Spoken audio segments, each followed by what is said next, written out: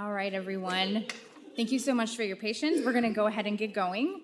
So just wanted to welcome everyone to the nutrition seminar that was organized for us by the Village Employee Wellness Committee. My name is Sarah Simelka. I work in the health department, and this is my colleague Shelly. And we just wanted to do a little introduction for our speakers today. This is Michael Glab and Lily Warzon. They are siblings, probably the only dietitian siblings in practice together, and they are both registered dietitians, and today they're representing Nutriquity, which has been in business here in Oak Park since 2018. We're really happy to have them here, and Shelly is going to tell you a little bit more about our speakers. Okay, first we have Michael Glab. He has a master's degree in human nutrition from UIC at 2016. He is the owner of Nutriquity since 2018. He's licensed in Illinois and Indiana. He's a former dietitian at the FFC in Chicago and a former clinical dietitian at West Suburban Medical Center in Oak Park. Next, we have Lily Warzon. She has bachelor's and master's degrees in nutrition at Illinois State, and she passed her RD exam in July of 2024. She's licensed in Illinois, and she's been working with Nutriquity since 2018. So welcome. Yeah.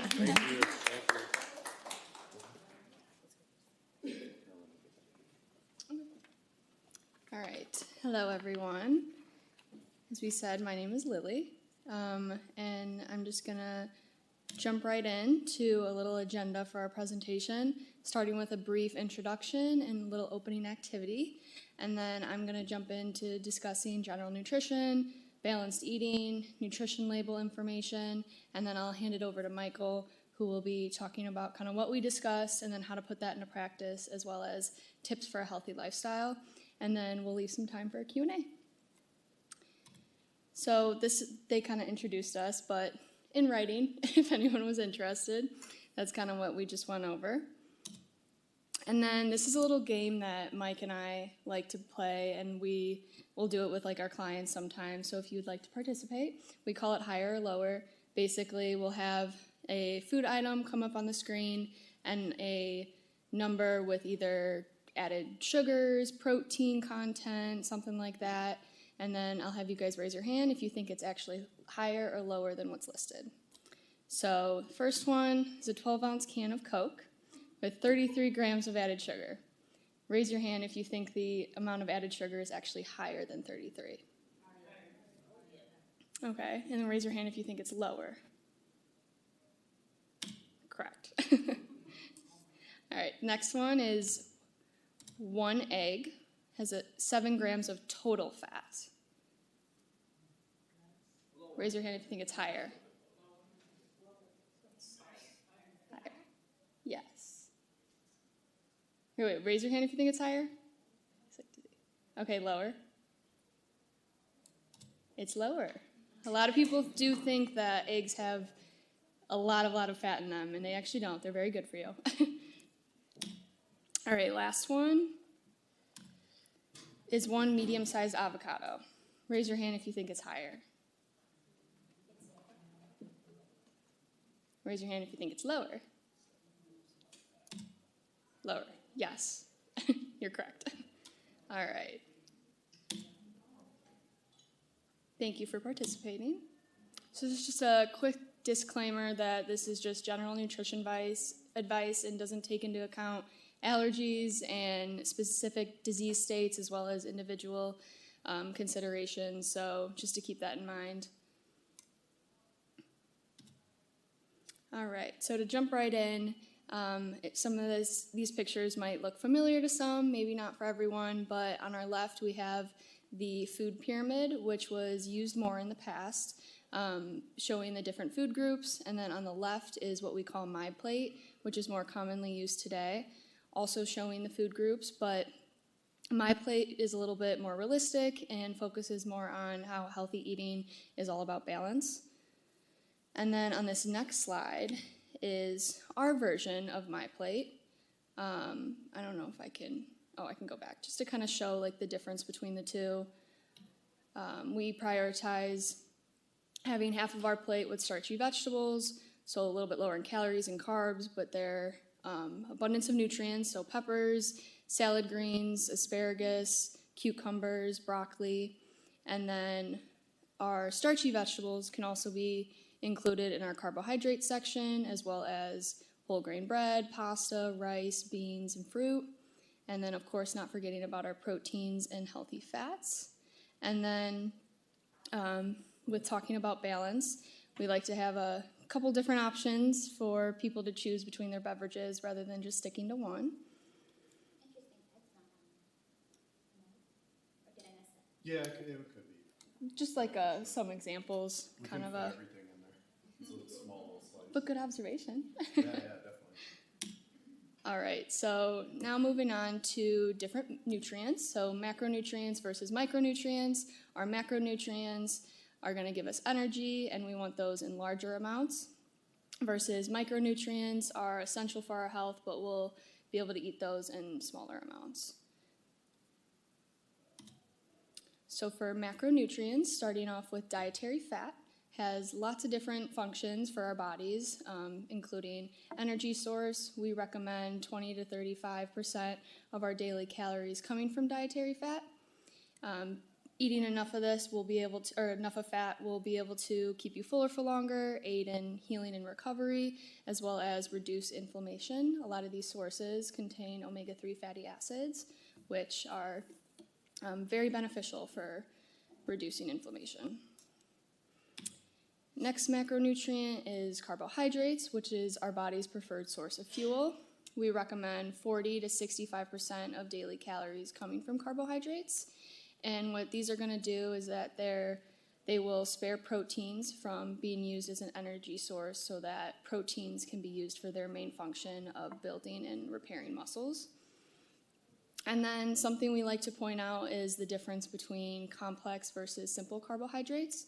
So in the picture on the screen, you could see some different sources, including oats, corn, pasta, fruit, beans, and these are going to be higher in nutrients than our simple carbohydrates, and they also will be more slowly digested in our bodies versus simple carbohydrates, which might be pastries, breakfast cereal, candy, things with corn syrup. Those are going to be digested more quickly and ultimately can spike your blood sugar a lot faster as well. Right, and then protein, of course, as I mentioned, can help build and repair muscles, but it also has a lot of other functions, including balancing our pH in our body as well as fluid. It can transport nutrients, and it also provides some energy. And our recommendation for protein is 10 to 35% of daily calories. And then this slide basically represents the amount of energy that we can get from each macronutrient. So for dietary fat, for an example, provides us with 9 calories per 1 gram of that dietary fat source, and carbohydrates and protein are the same at 4 calories per 1 gram, and alcohol is actually considered a 4th macronutrient with 7 calories per 1 gram. Right, moving on to micronutrients, starting with vitamins. We wanted to list some functions, but also the pictures depict just a couple of the sources of each one. There's a lot more, but couldn't fit them all on the screen. So starting with vitamin A, it's a great antioxidant, helps with immunity and reducing risk of certain diseases. It's very beneficial for skin and eyesight. And then B vitamins, there's so many, but to sum it up, they're great for energy as well as breaking down proteins in our bodies. Vitamin C is a great antioxidant and also good for energy. Vitamin D is great for bone and teeth health as well as our immune systems. Vitamin E, antioxidant, and vitamin K is essential for bone health as well as helping our blood to clot. And then a similar slide, but with, not sure what happened there, but with our minerals. We have potassium, which is an electrolyte for fluid balance and heart health. Magnesium, also an electrolyte for energy, bone and teeth health. And then calcium and sodium are both also electrolytes. Calcium's great for heart, bone, and teeth health. Sodium for fluid balance and maintaining our blood pressure. And then iron is essential for growth and development while it carries oxygen throughout our body's tissues. All right, and then for my last slide, we're going to talk a little bit about understanding nutrition labels. So our biggest tip is when you're looking at a nutrition label, being mindful of products that are high in added sugar, saturated fat, and sodium. And these are, by all means, of course, foods that you still can eat and enjoy. We never want to restrict things. It's just something to be mindful of and considering portion control when you do eat these items. If we can look at the nutrition label on the right, we'll see, let's look at saturated fat. So that says 15% under the percent daily value. And what the percent daily value is it represents the percentage of each nutrient in one serving of that food item. So it says 15% there. That's going to be a little bit on the higher range. So we usually say 15 to 20% or more is considered high for one serving. And then again, with this product has 2 grams of added sugars. That's only 4%. So that's on the lower range. So just kind of becoming familiar with these different numbers and kind of knowing what to look for can be super important, as well as looking at the ingredients list. I always like to tell people that the ingredients list is in from most to least. So the first ingredients in the list are what the product contains the most of, and then it goes in order, as well as the size of the ingredients list. Because, of course, I'm sure we've all looked at a nutrition label maybe at one point and seen these crazy big science words that no one knows how to pronounce. And those are more than likely additives and just making the food like more processed. So if you're looking at a ingredients list that's this big, might be a little bit more of a whole food versus this big. It'll be like a lot more processed. So something to keep in mind. But I am going to pass things along to Michael to talk about how to put these things into practice. Thanks, Lily. Real quick, I think we have a couple minutes where if there's any questions on what we just discussed, we could answer real quick. Does anybody have any general questions on what we just talked about? Is it pretty straightforward? Could you explain the alcohol component of the nutritional? Yes. So basically, people don't consider that alcohol has calories, so that's why we mentioned it. So like if you drink a glass of wine, for example, most of the calories from that wine are coming from the alcohol itself, not carbohydrates. You had a question? Yeah. I think you said on one of the slides that our protein consumption should be 10 to 15% of our total allotted calories. Like, I don't understand.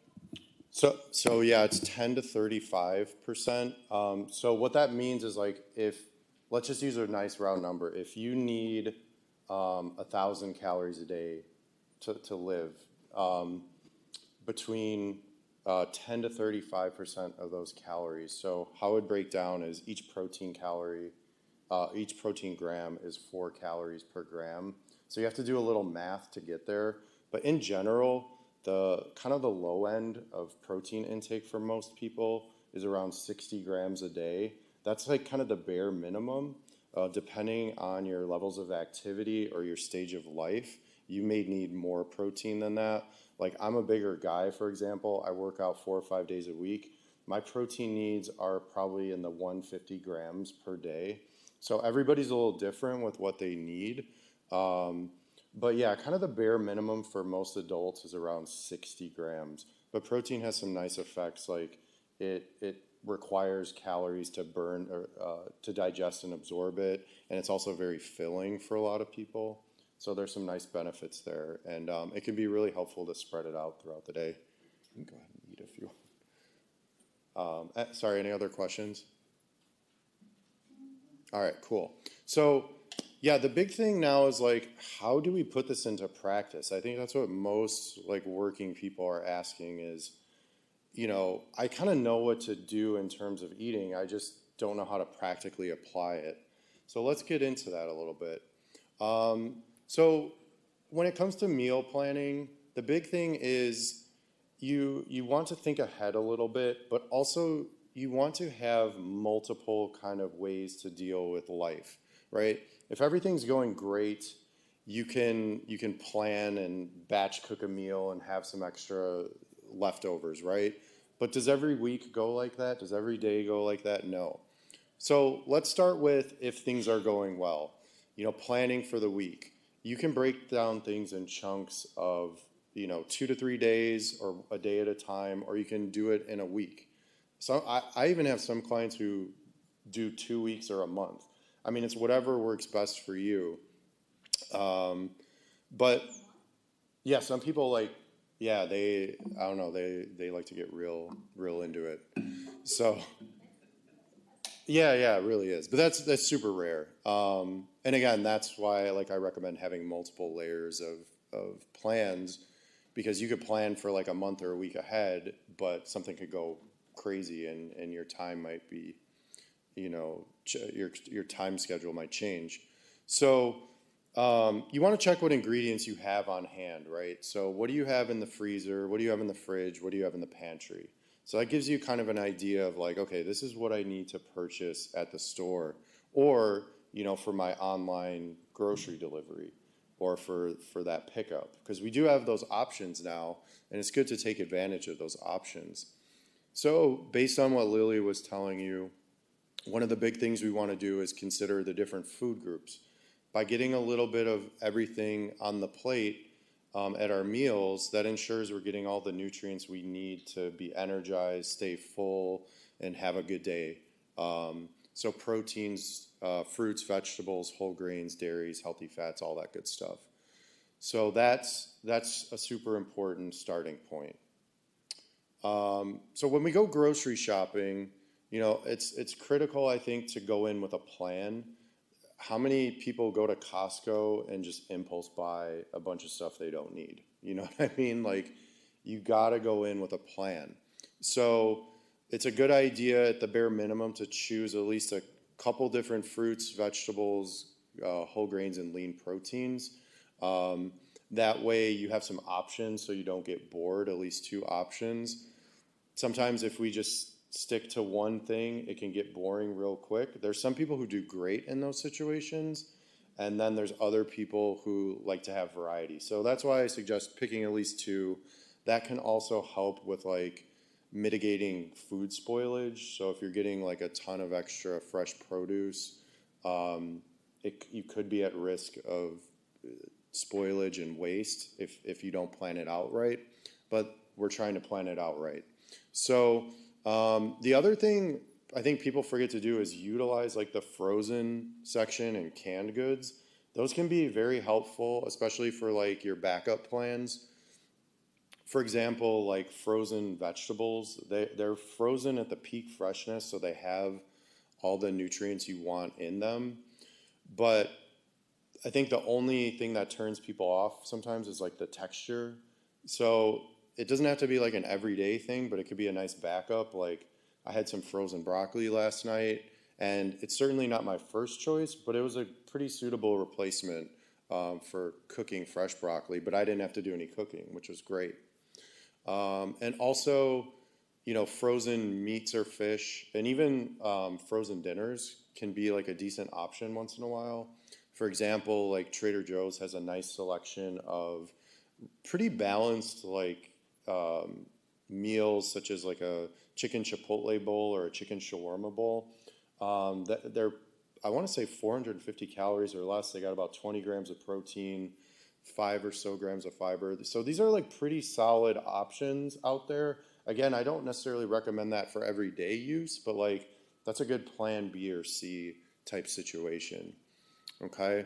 And then canned foods, so beans, tuna, salmon, corn, peas, stuff like that. Again, if you like any of those things, they're good to have on hand.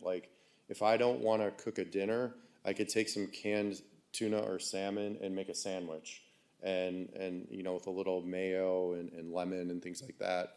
And super simple, very healthy option there. Again, check your nutrition labels for guidance, and just as a general tip, try not to shop on an empty stomach. You're going to be more likely to make impulsive choices. especially if you don't have a list. You know, that's when going to Costco can cost you like $500 instead of maybe like $150.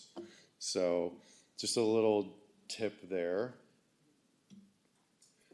Yeah, so plan A is basically like batch cooking. Like if you can cook like chili or soup or a casserole, right? Like something that'll yield leftovers, that's like a plan A option if you have time. So yeah, some weeks you're gonna be able to do that, and maybe you'll be able to do that a couple times in a week. Other weeks you may not be able to, but it's good to kind of know what your go-to recipes are there. So you're cooking a larger quantity of food and you're having leftovers for lunch or dinner the next day. That's a nice position to be in. That means one less thing to worry about, right? So when you prep your leftover or when you prep your batch cook, any leftovers you had, you want to let them cool down before you store them and then put them in the fridge or freezer. Okay. Like for example, I made some chili last week and half of it I used during the week. The other half I put into containers, froze it, and I'm eating it this week, and it tastes just as good because it's so fresh. So it can really be a good strategy for saving you some time and decision fatigue.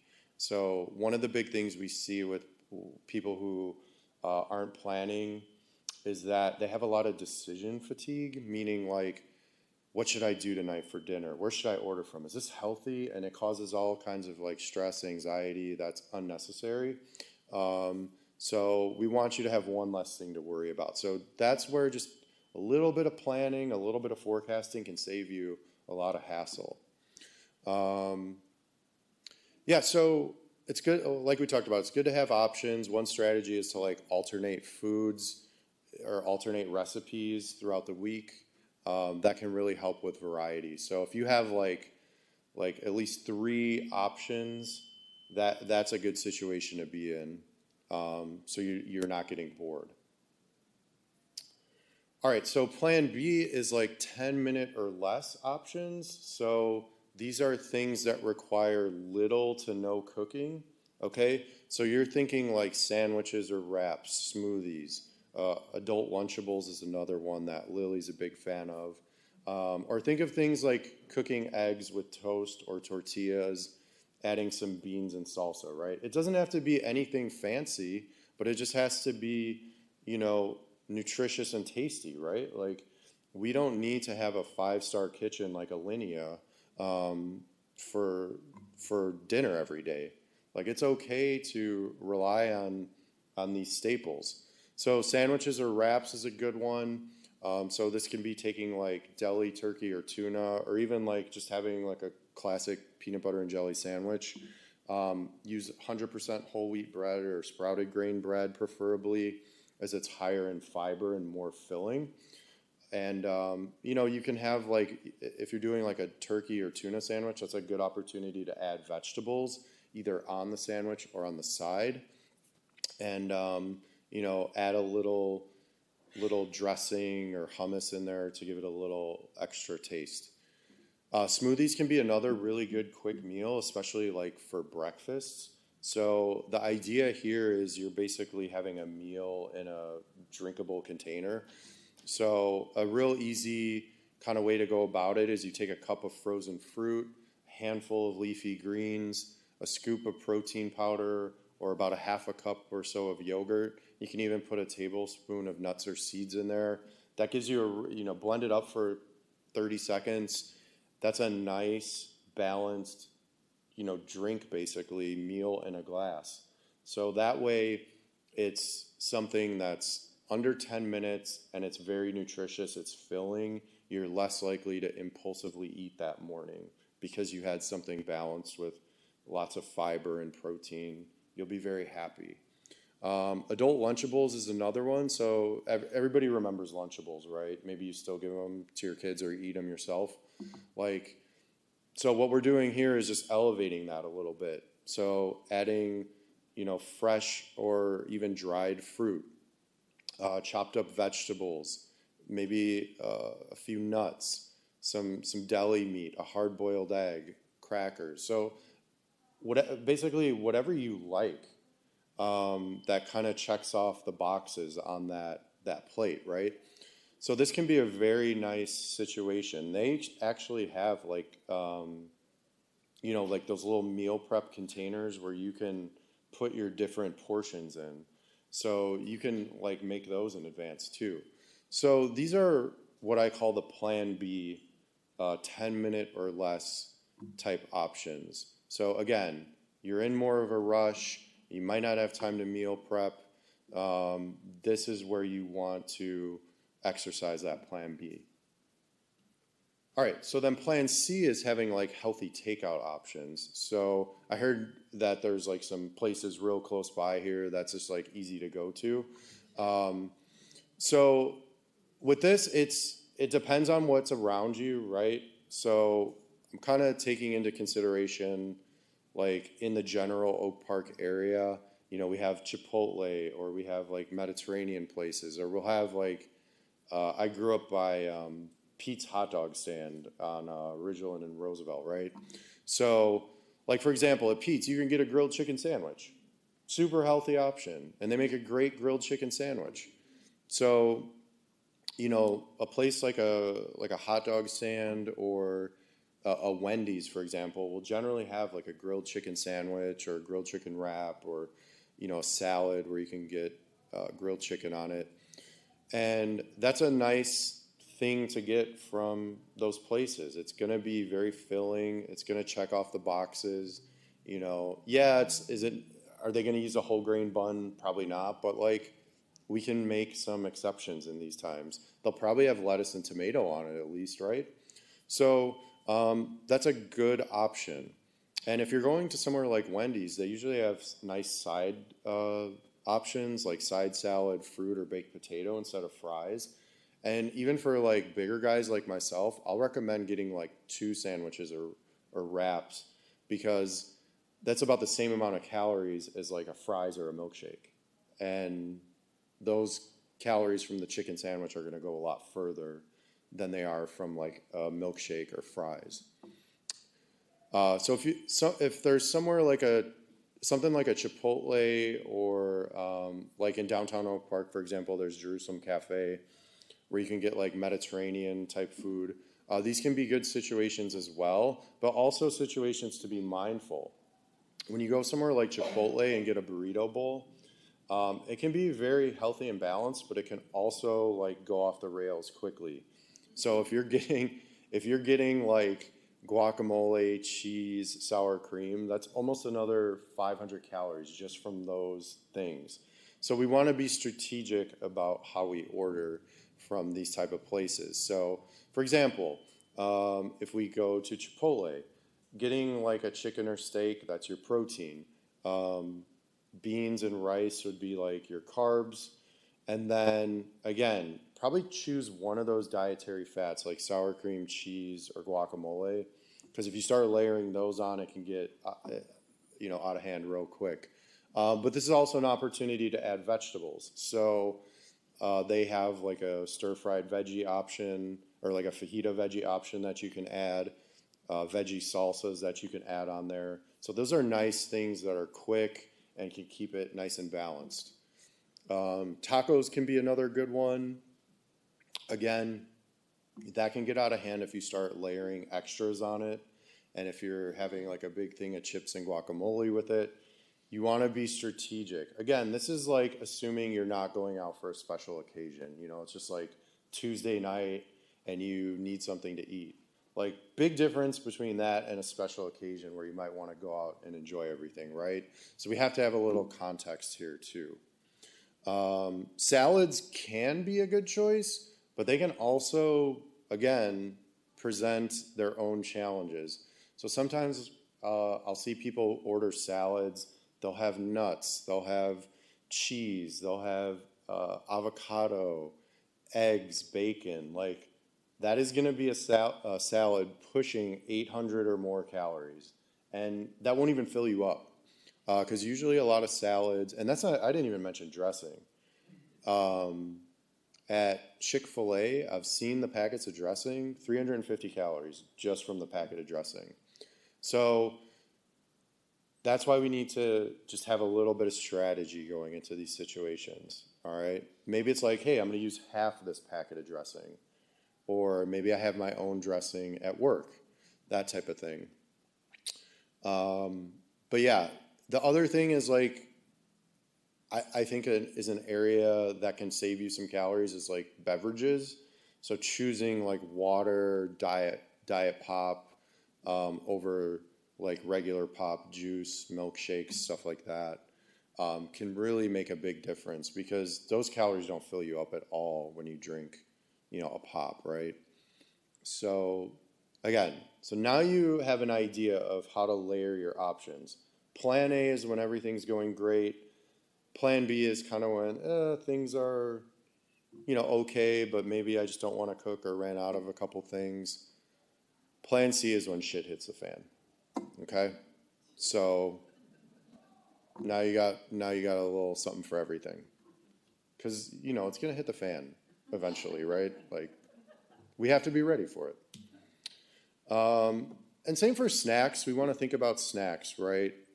If you like snacks or if you occasionally have snacks, it's good to, have those available so you're not eating impulsively, right? Like, especially with the holidays coming up, it can be really tempting to dip into the holiday goods every day.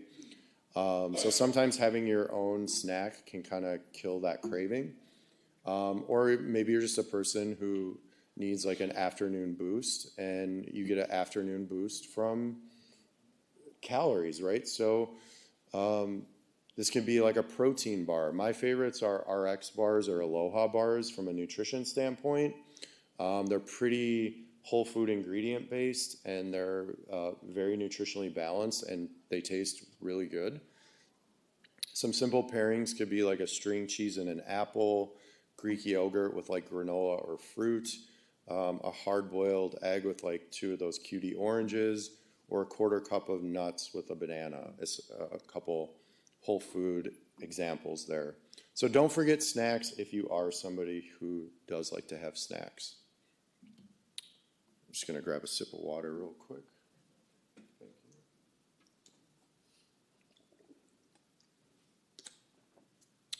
All right, so what a lot of this comes down to is habit building, okay? So I've taken some of this from a book called Atomic Habits. If you've ever read that book, has anyone ever read that book? It's a fantastic book. And a lot of their methods can apply to lifestyle changes. All right, so it can take weeks or months from like when you first start a habit to where it gets to the point where it feels like a normal, natural part of your life where you don't even have to put any mental energy into like doing the habit. When you start building a habit, it's going to feel like a lot of mental energy.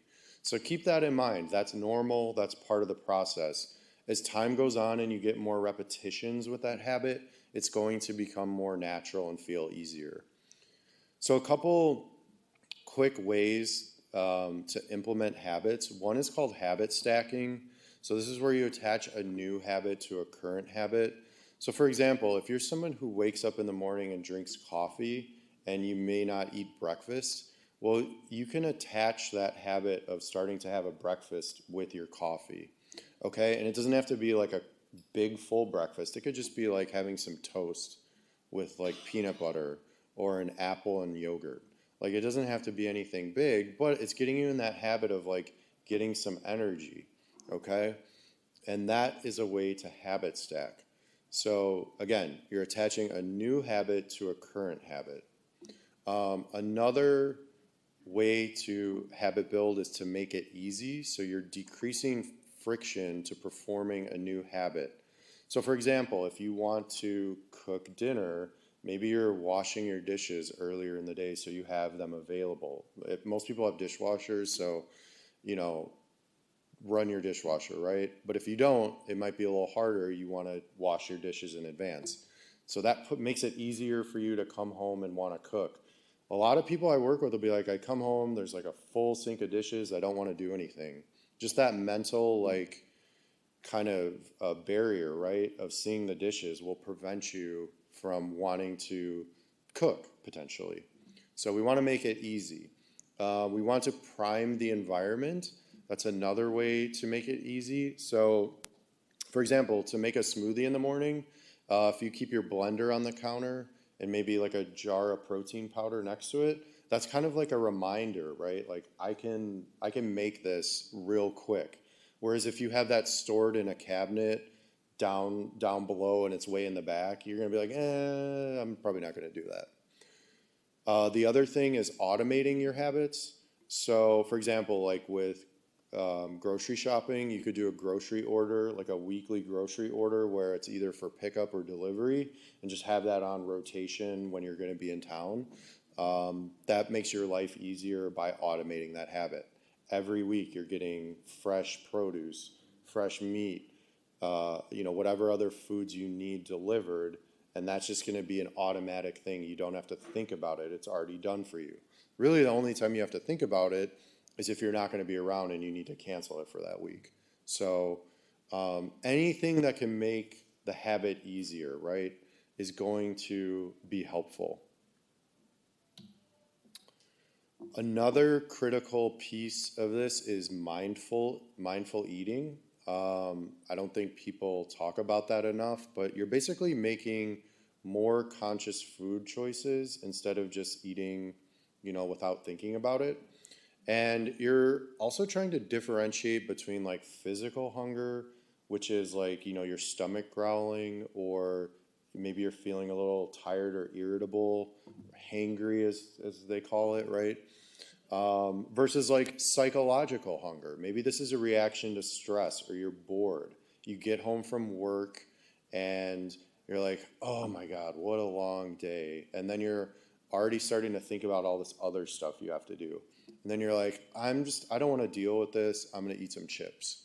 So those are the types of situations where mindful eating can be super important. You can eventually get to a point where you're able to identify those scenarios and be like, I'm actually not really hungry.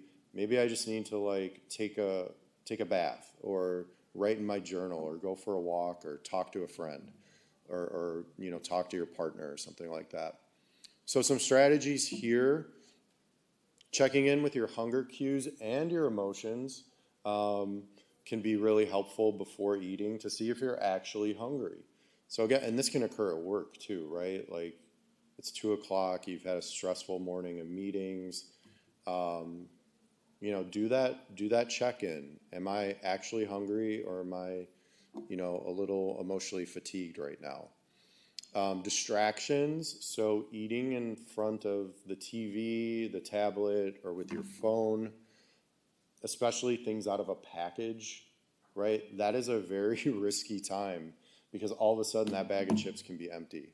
And, when you look at the nutrition label after eating a bag of chips, it can be kind of scary.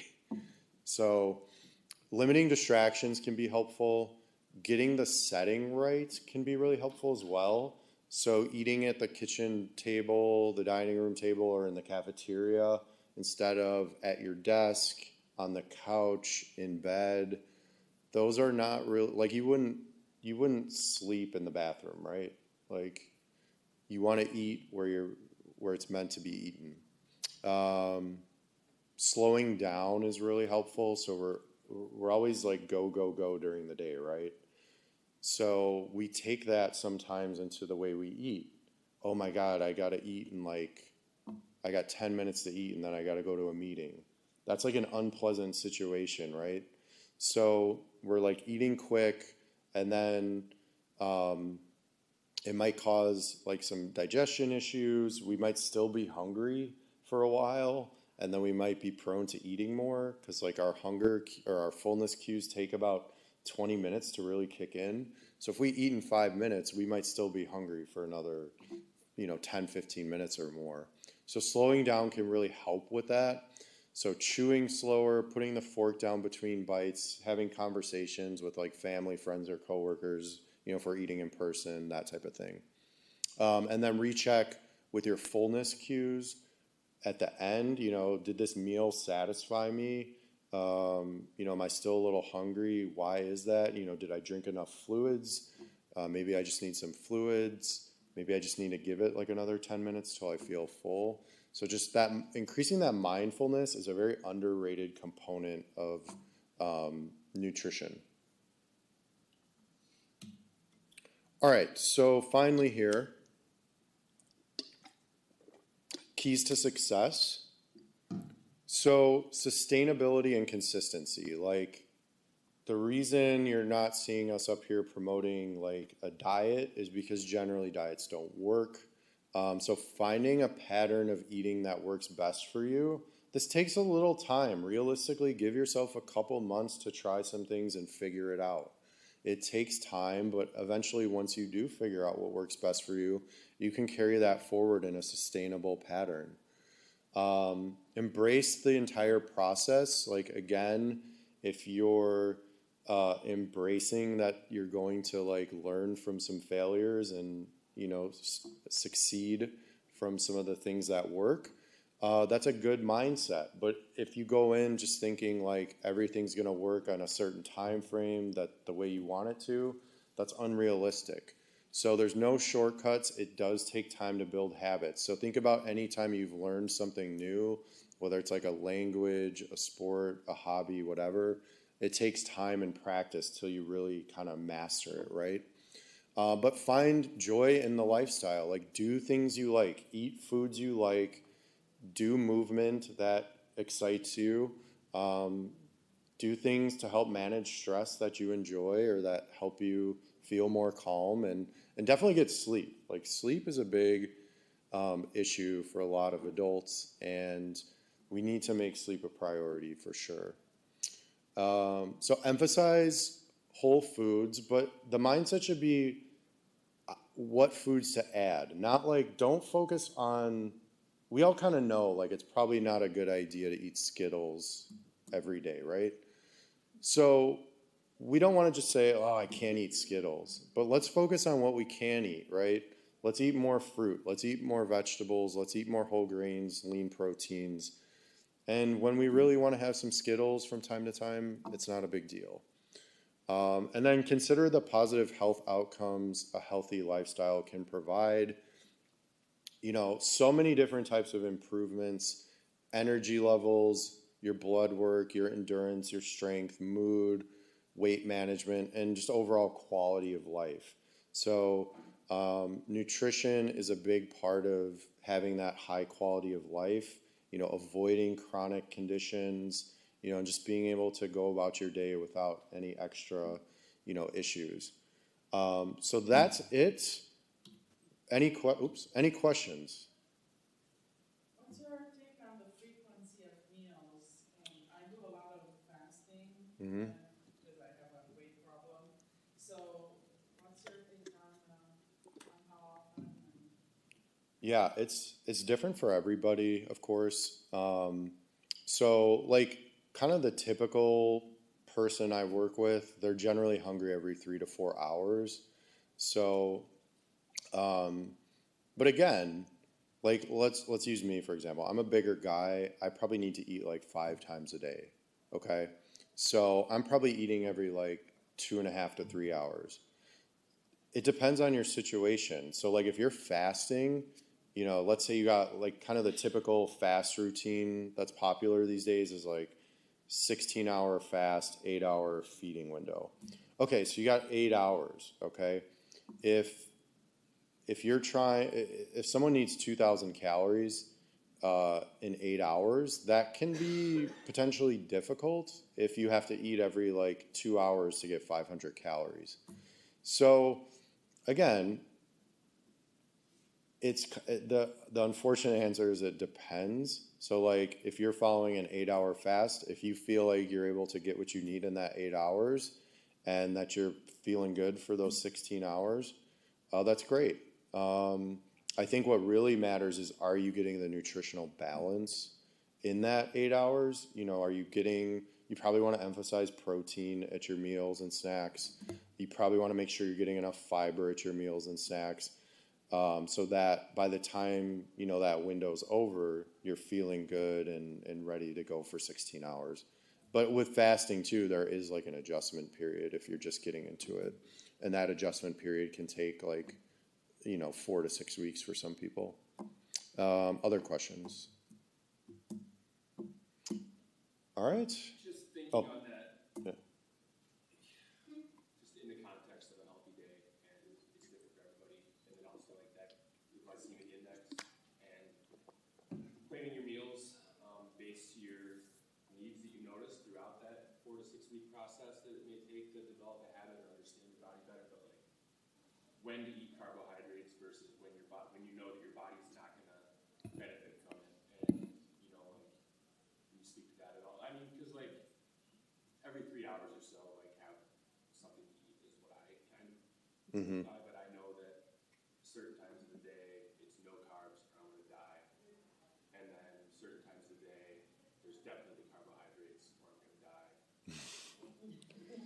Yeah, I think, again, everybody has their individual kind of situation. So one, examine like what type of carbohydrates are you consuming? Are these complex carbohydrates or simple carbohydrates? You know, if you are looking for like a quick energy boost, then yeah, like simple carbohydrates. That's why people tend to gravitate towards like candy, you know, chips, crackers, like very simple carbohydrates, pop. But you're going to have a quick jolt of energy and then you're going to crash quick.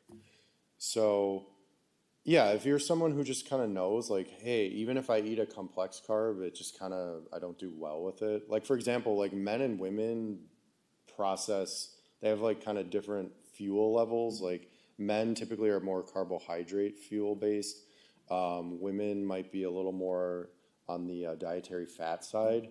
So, you know, everybody's different, right? I think, again, you want to examine like going back earlier in the day, like if you feel like you're crashing in the afternoon, like are you having enough, you know, meal balance? Are you getting enough protein and fiber? Are you drinking enough fluids? How's your sleep, you know, the night before?